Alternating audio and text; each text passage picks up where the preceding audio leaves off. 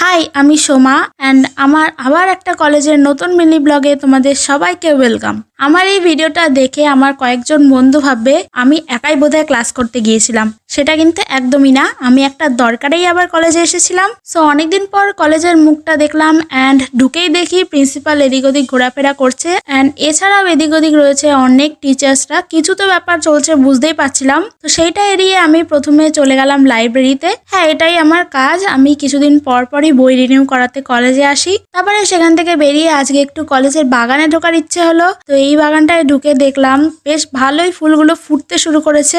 এখান থেকে ফুলের কয়েকটা ছবি তুলে এইবার ভাবছিলাম যে বেরিয়েই যাব।